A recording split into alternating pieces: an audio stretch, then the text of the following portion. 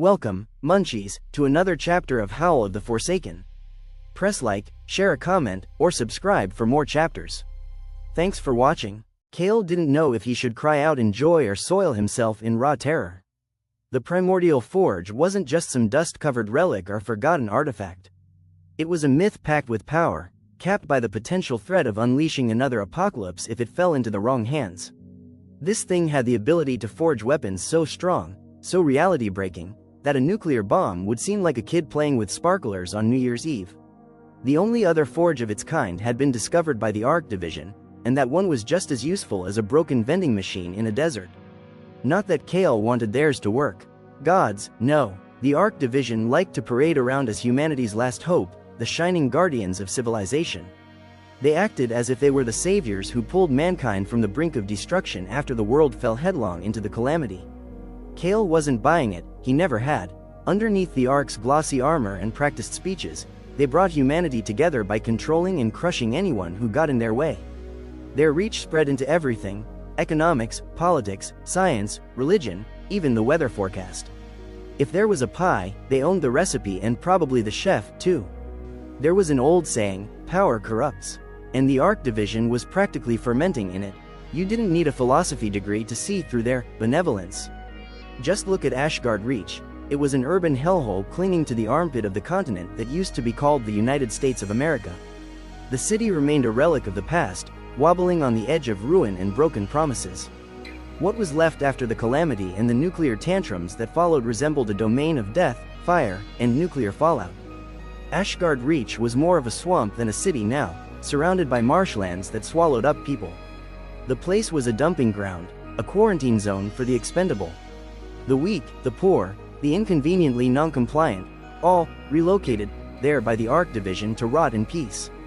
Usually they did not. If you were powerful and had wealth and connections, then congratulations, you were important enough to be saved from living in the slumps. The Arc Division would roll out the red carpet and offer you champagne. But if you weren't, you were just another nobody. They'd toss you out like expired meat, with no hesitation or hint of remorse. Kael stared into the blue flames of the forge. It was strange how the past never stayed buried for long. It always found a way to come back, like a corpse that would not stay dead. It was the Arc Division's help that made it so damn easy for his father to dump him like a defective product in the slums of Ashgarde Reach. One moment, Kael stayed in the lustrous halls of his father's castle, still reeling from being disowned, and the next, he'd step through a rift gate and straight into a tactical welcoming party. Arc Division guards swarmed him, slapped cuffs on his wrists, and didn't even bother to explain where they were heading. His grandfather, the ever-gracious Lord Tensworth, had been there too.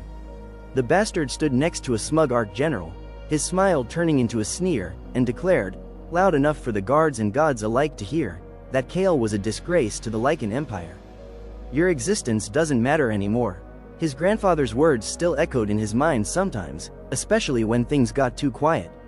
They'd tossed him into an armored hovercraft with ceremony. He remembered the drone of the engine, the frigid metal against his back, and the humiliation of 300 credits being shoved into his coat pocket. That was what he was worth in his grandfather's eyes. The Arc officers had allowed him to keep his mother's daggers. Lord Tensworth wanted to take them, of course, probably hoping to erase every trace of Sylvia from Kael's life. However, his mother's commands, laced with enough fury to cull her father into submission, crackled via a long-distance comm, keeping the old bastard from taking the daggers from Kael. It was the last concession Kael would ever get. 2 days later, the hovercraft dumped him in Ashgarde Reach. He received no warning when they opened a hatch and a boot hit his spine. The sulfuric rain soaked his clothes before the metal beast disappeared into the choking sky, leaving him to fend for himself. He never saw his family again. Kael's jaw locked as he looked back at the forge. The flames seemed to move with a secret he couldn't decipher. He didn't believe in fate, that was for optimists and fools. But this? It wasn't just some accident where the universe messed up and dropped him into a forgotten chamber filled with ancient magical tech. No, this appeared deliberate. Why am I here? He asked the room. There's no way I could have gotten here by accident. The woman, if that's what she even was, cocked her head slightly. The glow from the forge caught in her otherworldly hair, making her look more ghost than projection.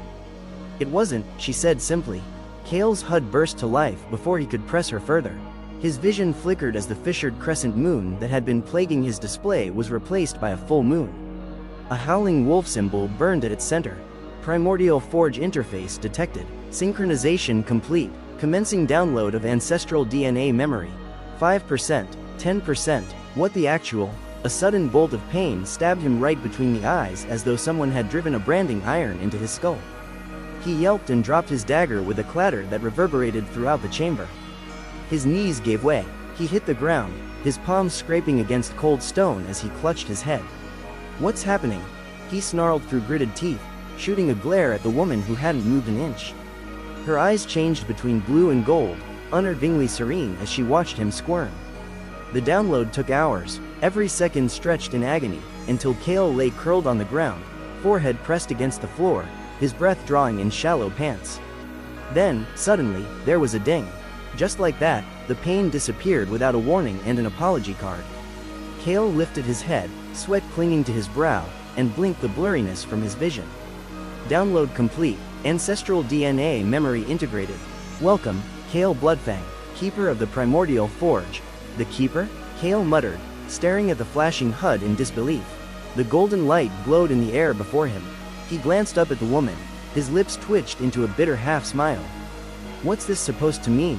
Some kind of a cosmic joke? The woman moved forward, totally unbothered by his ordeal. It means you're the defender of this forge. It's your duty to protect it from falling into the wrong hands. Kael couldn't help himself. He laughed. It was a dry, dull sound, filled with years of disappointment. Protect it? He repeated, rubbing a hand down his face. Yeah, because I'm definitely the poster boy for divine responsibility. Look at me. I'm still an E-rank hunter after 7 years of crawling through rift-scorched dumpsters. She didn't respond, just stood there with that calm expression he wanted to slap off her face. Kael wobbled to his feet, wiping dust off his pants. And how am I supposed to protect the Primordial Forge? He motioned around the chamber. If you haven't noticed, I'm not exactly the strongest entity floating around the 4 known universes. Not yet, she said with a smile that triggered his eye twitch. But you will be one day. He stared at her. Will be, like she hadn't just told a cosmic-level underdog he was destined to guard an ancient forge. Sure, I've got 0 powers, no gear, and my last meal was a half-rotten protein bar from a vending machine. Real chosen one material right here. The woman giggled and put a hand over her mouth. Think again, Kael Bloodfang. Open your system and find out. His forehead furrowed. You're enjoying this way too much. Still, he complied. Status. His system HUD burst to life once again. But the moment Kael saw the data flashing across the screen, his heart skipped a beat. His breath froze in his throat. For a short moment, his legs felt like limp noodles.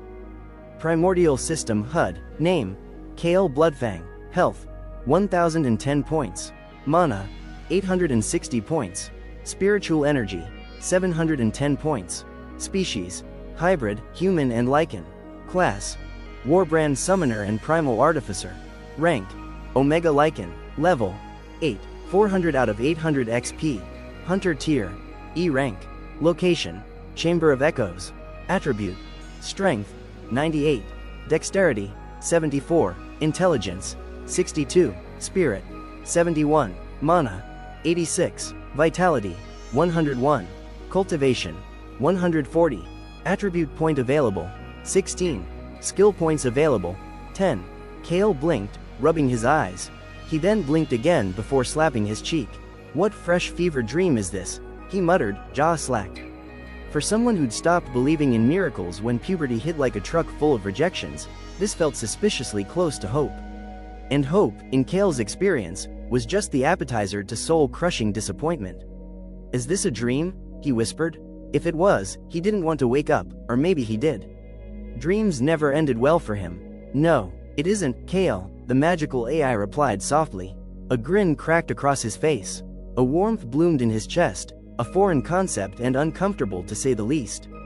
He had learned long ago to suppress any emotions that could lead to his death. So, he said, swallowing the lump in his throat, can you tell me how I'm supposed to use the forge? The Primordial Forge can create anything, she said, within reason, of course. Since you're a Warbrand Summoner, your summons is bound to the forge. You don't raise the dead or open gates to other planes like traditional mages. You construct them using crystal cores, metal, and your own spiritual energy. Kael nodded slowly. Handcrafted murder buddies. Got it. She ignored his sarcasm. But power comes at a price. To forge a magical construct, you'll need 3 things. 1. The soul shard or magical core of a slain creature that holds its essence. 2. A sample of metal to shape the body. Higher quality equals a stronger construct. 3. The physical remains of the creature you want to emulate. Wait, why the body? Kael sighed. He already regretted asking the question. The forge consumes it and remakes it using your magic and chosen materials. Yes, it's preparation heavy. But your constructs will be unmatched in power and versatility. Kael rubbed the bridge of his nose. So not only do I have to fight the thing, I have to drag its corpse back like some morbid food delivery guy? She walked over to a nearby workbench and pointed to a lone artifact resting atop it. A sleek, rune-etched chest pulsed with latent energy. This contains a dimensional storage device. It'll let you store remains and items in stasis, unaffected by time. His eyes widened at what she had said. Without hesitation, he bolted toward the bench and flipped the chest open. Nestled inside was a black bracelet. Ancient runes danced faintly across its surface. Kael whistled low. Damn, this isn't just rare. This is, a counselor's mistress went missing for it, rare. Magical storage devices like this were artifacts from a lost age. Most hunters never even saw one. He'd only heard stories, hushed bar tales told by drunk veterans with more scars than luck. Now he held one. Maybe, just maybe, this wasn't a cosmic joke, after all. That's the end of the chapter, munchies. I hope you enjoyed it. Remember to like, comment, and subscribe for more videos, or head over to my Patreon page for more LGBT+ fiction books.